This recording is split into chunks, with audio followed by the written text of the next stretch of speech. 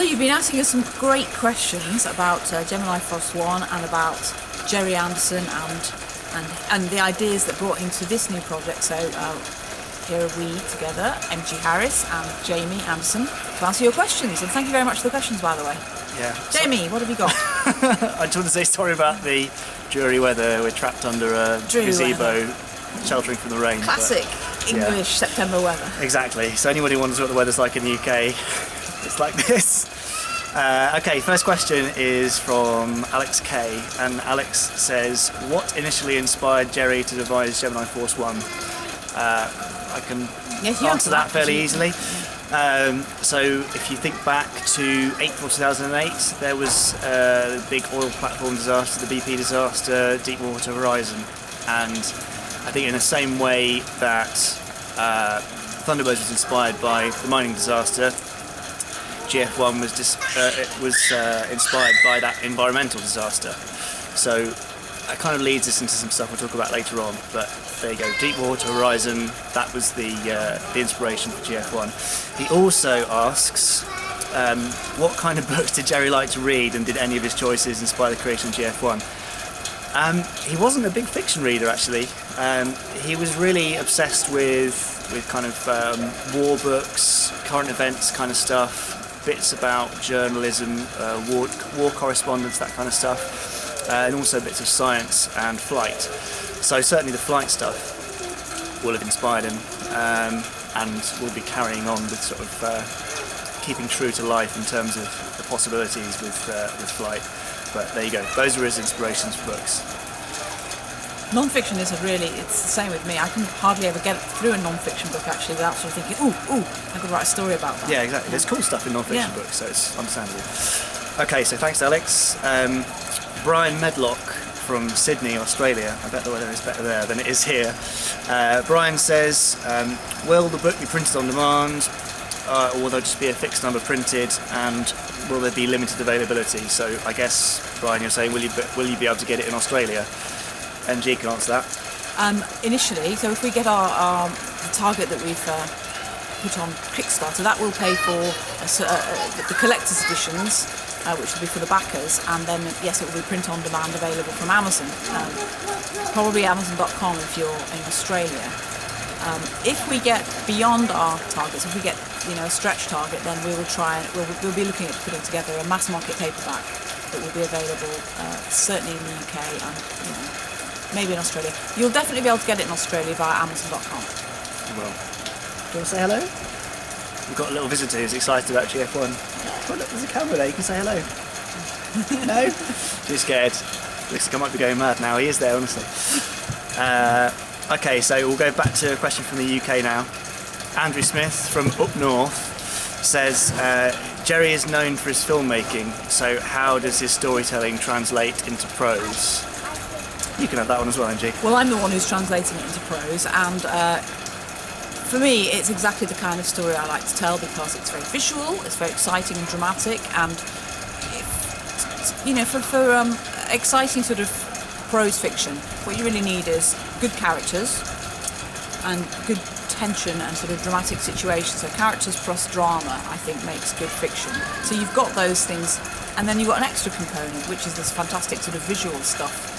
I'm a little bit obsessed with flight as well, and have been since I was a child. So, in Joshua Files we've got all sorts of flying craft and things like that, and so it's for me the perfect combination of characters, tension and drama, and exciting sort of machines that people can operate and fly around in and go through the sea in and everything. So basically it's going to translate bloody well. Yeah. All right. Bloody well is how it translates. Andrew also asked this delightful question, which again I'll probably hand over to you, MG, I'm afraid.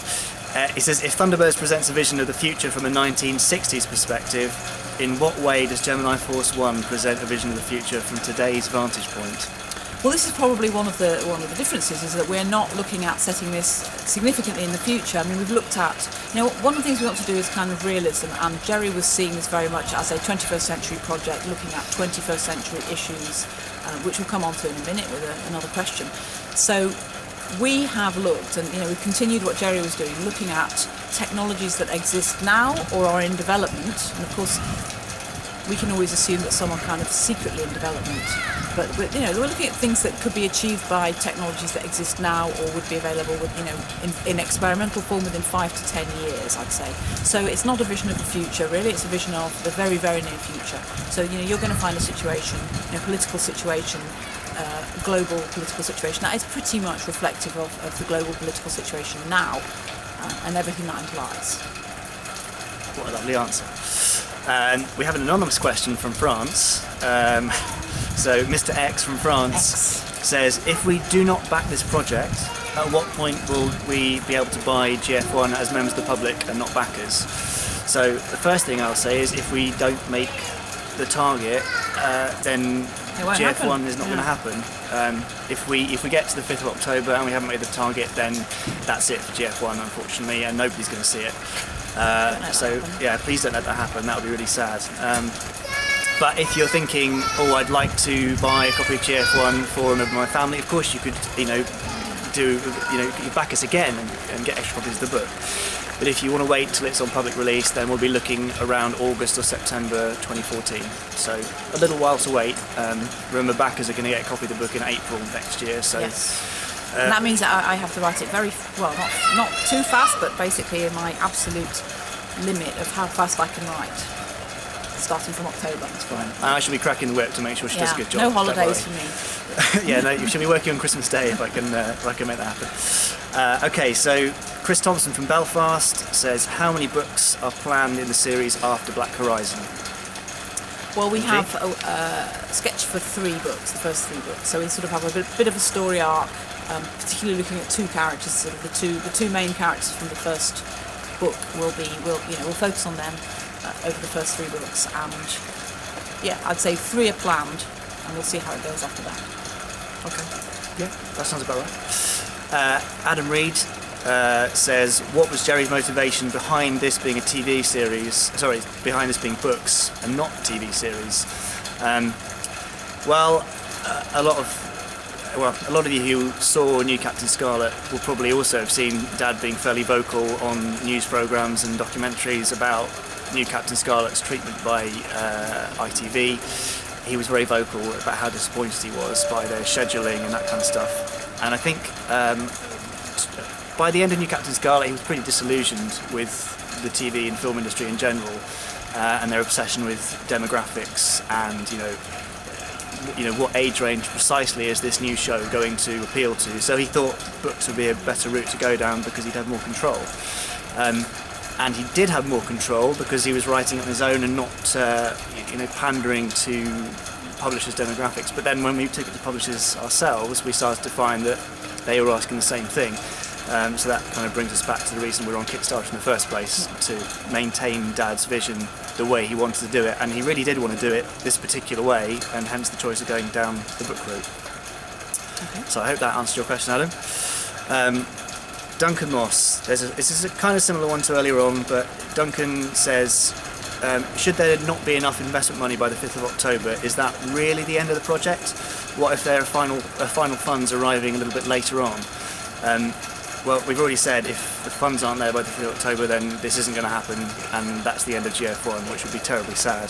That is the way Kickstarter works, by the way. That's not our choice, in the sense that Kickstarter themselves put that limit. You have to get all the funding that you asked for the project, or you don't get anything. It's all or nothing. So even if we're a penny short at the end of the 5th of October, then all the money gets returned to backers and we get nothing. So that would be a real shame. Duncan, you said if funds arrive a bit late, is that okay? Well, we can't accept anything after the 5th of October, so that is the deadline, unfortunately. You can't join us as a backer after that point. 10 p.m. on the 5th of October is the cut-off date, so hopefully anyone who can join us will join us by that point. Mr. Saris from Greece, I don't want to pronounce your first name wrongly, so I'm going to call you Terry, because I know that's okay. So Terry Saris from Greece, he wants to know more about the technology and the vehicles that are going to be used in GF1. So we don't want to give away too much, but MG can give you just a few hints, Terry. Okay, so most of these have come from sort of initial ideas that Gerry planned, and it's a kind of familiar mixture of ground vehicles, suborbital space vehicles, or fast planes basically. There is a sort of submersible. I don't want to sort of give too many details. All of these craft that exist are either in experimental or existing. They either exist or something very similar to them is kind of in a experimental mode. There is one craft I don't want to give too much away that I sort of did have to go and do some research and say, is this possible? Because it's certainly something that's been done in science fiction before, but we wanted to make sure there's some kind of technological explanation that we know is real, and so there is a craft that is probably very experimental, but could be done if you had the money. I think that'll do. We don't want to give too much away, but maybe that will whet your appetite a bit. Paul Stankovic says, what age group are you primarily targeting with GF1? We've heard that question before, yeah. Yeah, that's all we keep hearing from the publishers.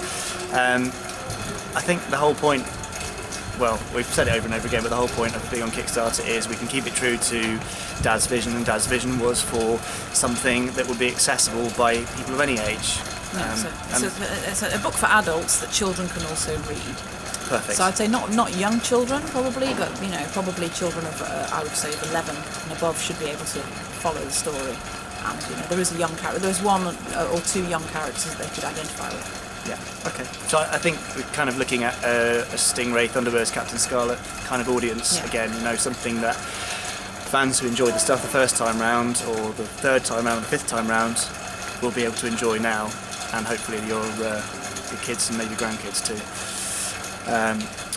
Paul has also asked, are all the books going to be penned by MG, or are other writers involved?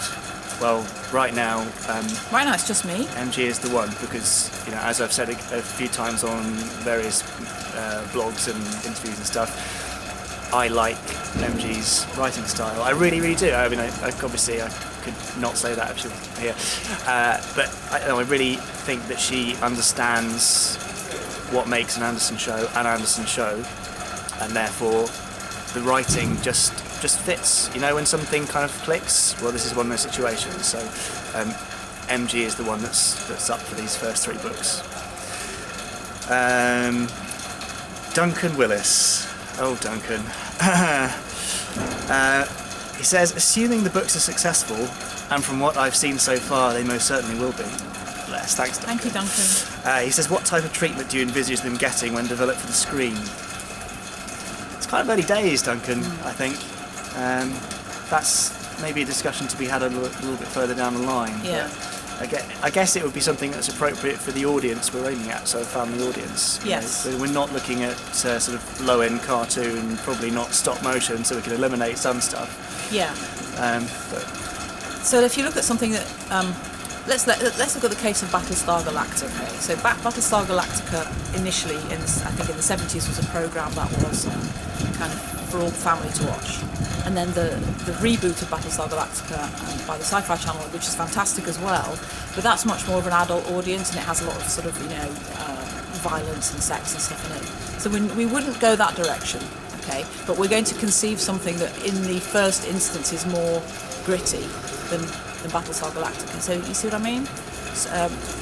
Something that has adult characters and young characters, but would be for a family audience, okay?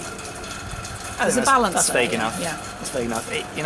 It's not decided yet. It's a long way off. Yeah. And it's kind of as you are, Duncan, saying that we're going to make it in terms of the Kickstarter funding. We don't know yet. We've still got 9 and a bit grand to go.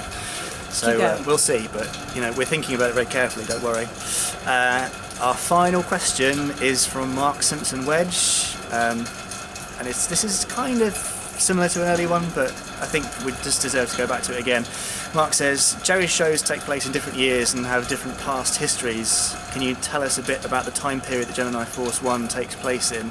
I guess we're kind of scene setting in terms of the world it's set in, so you can do that last one, MG. It takes place in a world, that's very similar to ours, to be honest. As I say, that was Gerry's vision, was to look at. I guess he was kind of looking at some of his shows and going, what would be different if I were to do some of those things again, and what would I do differently? And he was kind of playing, sort of doing thought experiments with what would be similar, what would be different. And so I think one of the main things that's different now than in the sort of pre-Cold, it was Cold War era, a lot of the sort of Anderson shows. So you still have this kind of idea that the world is divided into the East and the West, and even if that's not actually explicit, that is going to influence everything that you do.